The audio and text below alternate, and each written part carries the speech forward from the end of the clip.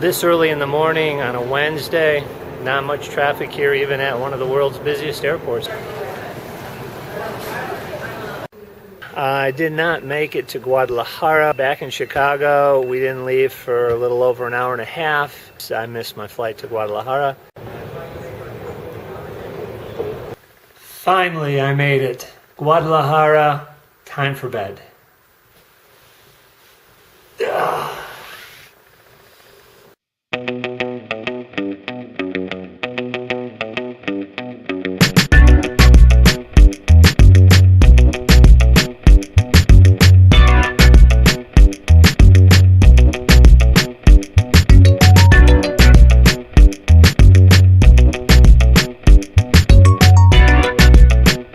Bus travel in Mexico is really comfortable on these first-class buses. Lots of space, lots of room. This is a 5-hour trip from Guadalajara to San Luis Potosí. Later on, hoping to meet my travel guests, although they emailed me they may be having some problems too. Their plane was delayed from Orlando to Houston, so there's a possibility they missed their flight from Houston to San Luis Potosí. They missed their connection, so they had to spend the night in Houston. Now they're not arriving until noon today here in San Luis Potosí. So we had to kind of like change the schedule around, and it'll work, not a problem. Waiting for our guide to show up here at the hotel, and then we're gonna go have breakfast, discuss the whole thing, go to the airport, pick up our people, and then the tour officially begins. We're almost to the airport here in San Luis Potosí. We can finally pick up our travel guests and start our trips. This is our guide back here, that's Isaac. Hi. And this is our driver and host guide, Jorge. You remember me? Yeah, Jorge's been in other videos. These travel guests, this is their 4th trip with us, and every time Jorge's been on the trip, and they asked if he could be on this trip too. So that's why he's here. Okay, we're here, and they should be arriving shortly, so we can meet them here at the gate and then take off. Here they are. Hey there. I can't believe it. You made it. You made it. This is going to be our guide, the first part of the trip. This is Isaac. This is Tom.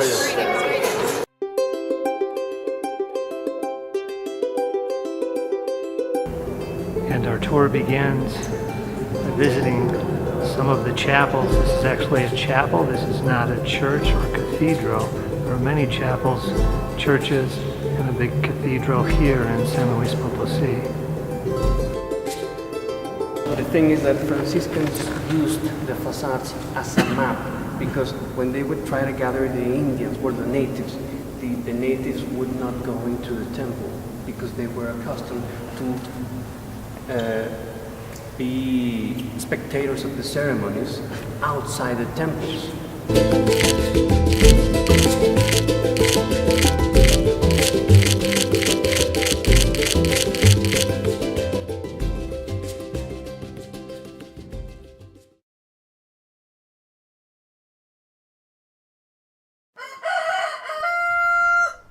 This tree is called the Árbol Milenario. It's the second oldest tree in Mexico. It's thousands of years old, and it's huge.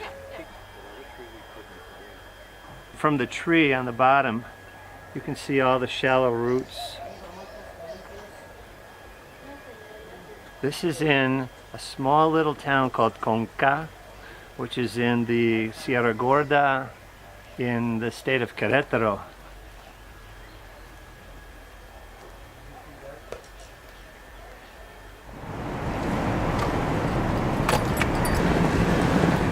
This is our first major stop. Today we're in the Sierra Gorda area in Queretaro. This is a mountainous area, it's the Sierra Madre Oriental Mountains. In a couple of these small towns that we're visiting are these missions. There's 5 in total. We're going to see 2 to 3 of them today. And this is what the first one looks like here in Conca. Let's go see.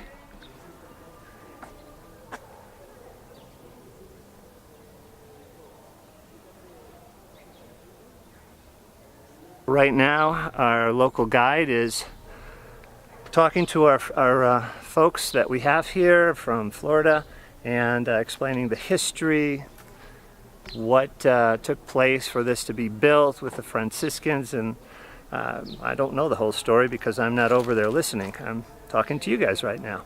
But they're over there, you can see right over there. And then we're going to go inside, and this is the first one.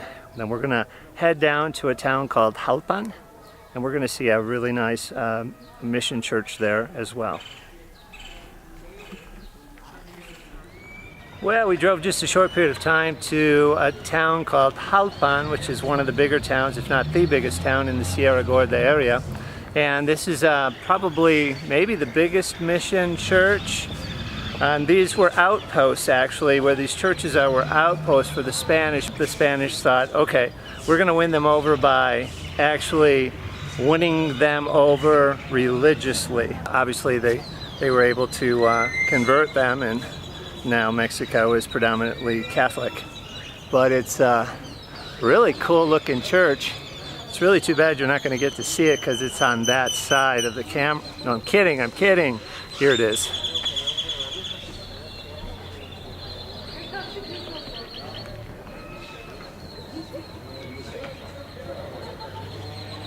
There must be something going on. These people are all dressed up.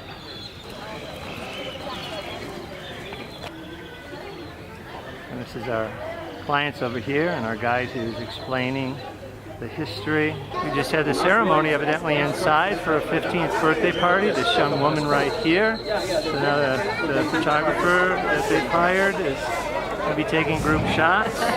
So you never know what to expect when you come to these places. And the folks outside by us are waiting for a baptism.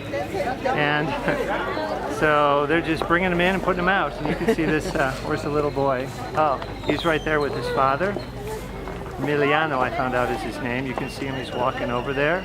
And so now they're going inside the church to perform the baptism. So they go from the 15th birthday party to, or the 15th birthday ceremony, coming of age, to baptism, or baptismo as it's called. We had no idea that we'd be able to watch the start of a baptism.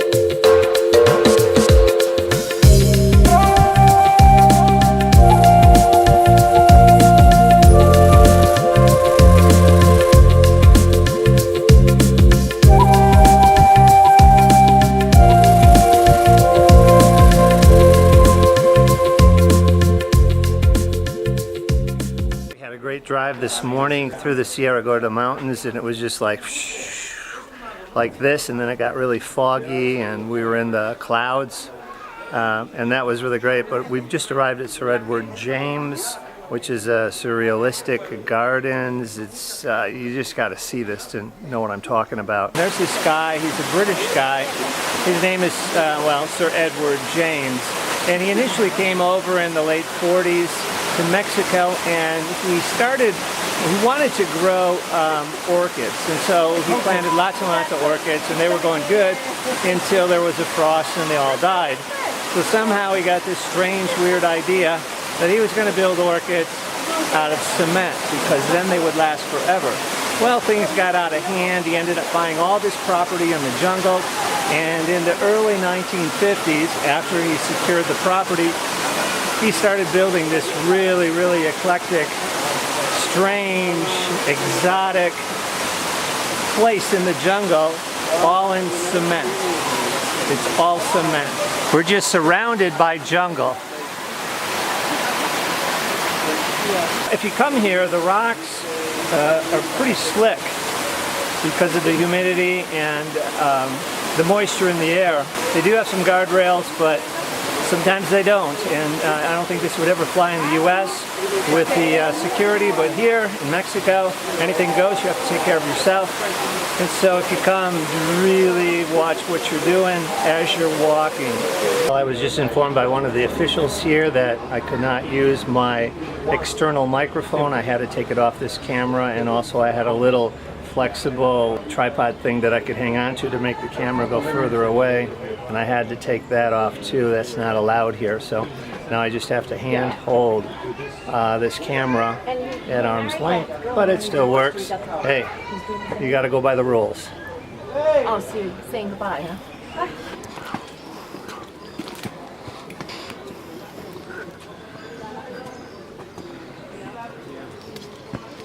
Yeah. That's what key one says we change.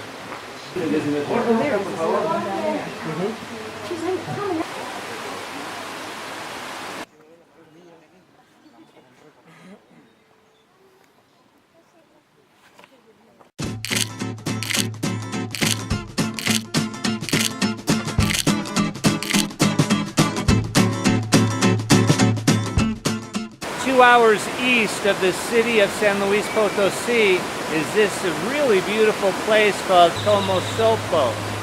And you pay an entrance fee of about $3 a piece US, and you can come here. It's a great place to come with families, with friends, and there's all these different places to go in the water. The water isn't all that cold, which is really nice. They have these beautiful waterfalls that are here.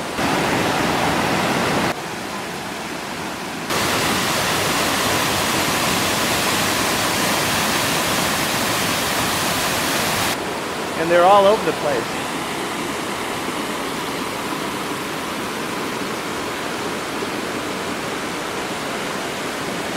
You could spend a whole day here just enjoying, relaxing. There's restaurants here.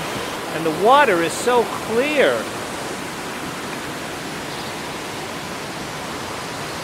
Very clear. Here's another falls.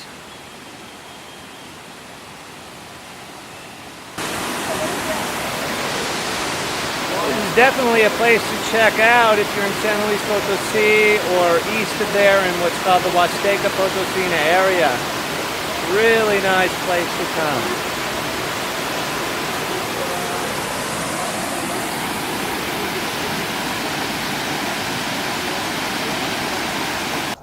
I'm in the city of Zacatecas in the state of Zacatecas.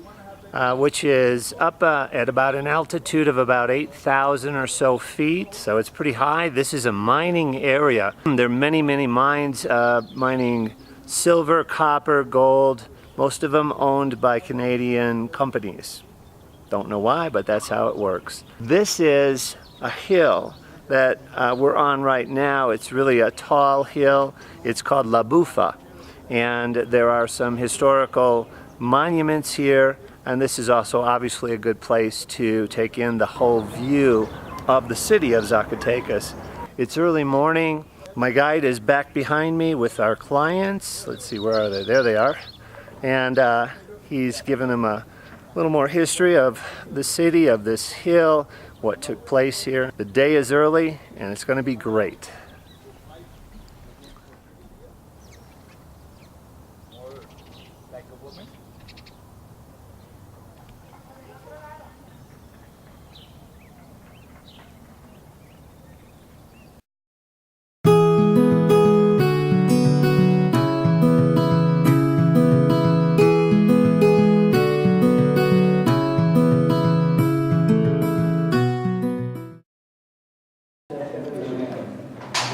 There's a great place to go in the city of Zacatecas. It's actually in a mine.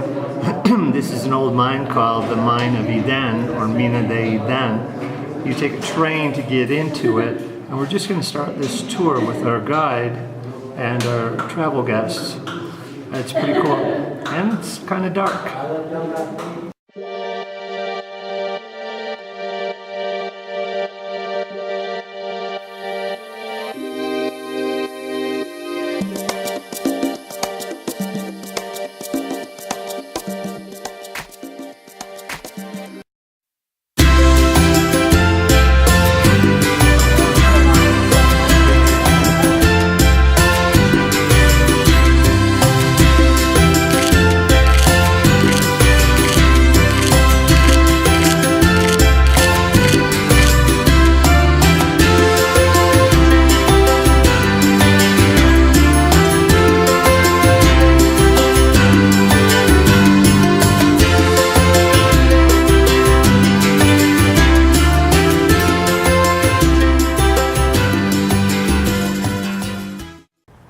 About 30 minutes outside of the city of Zacatecas, there are different vineyards. This one is a fairly new one.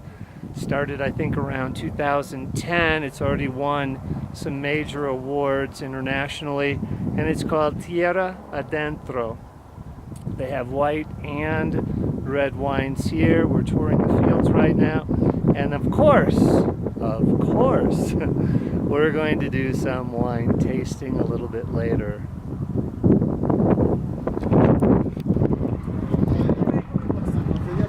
Apreciar la hoja es como que contamos con lo que es uva de mesa.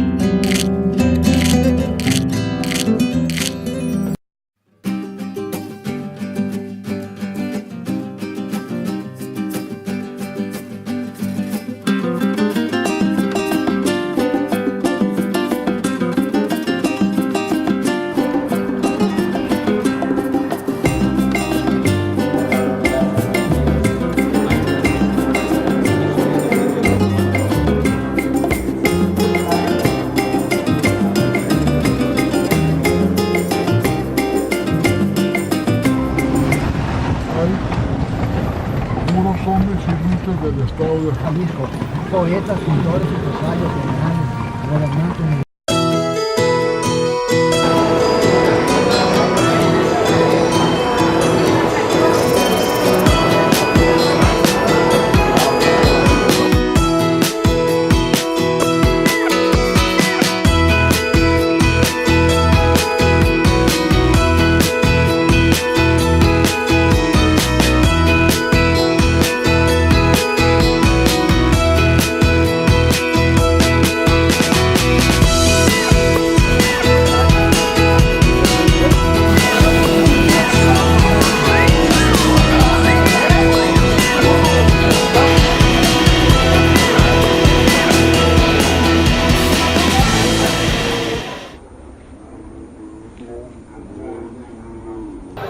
Tlaquepaque is a place to come for art, very, very different kinds of art, sculpture, eclectic stores. There's one major street, it's a walkway, there's no cars, and it just goes for 5 blocks or so. There are restaurants here.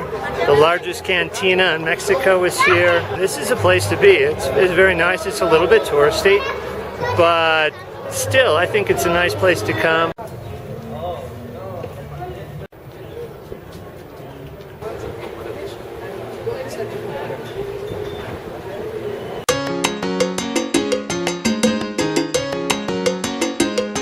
My name is Marco and I'm going to be your tour guide today. This field is owned by Jose Cuervo. This one is a good one for sipping, for tasting, or to drinking straight. With this one you won't have a hangover, that's what they say, right? But it all depends, if you drink too much, but this is less probable.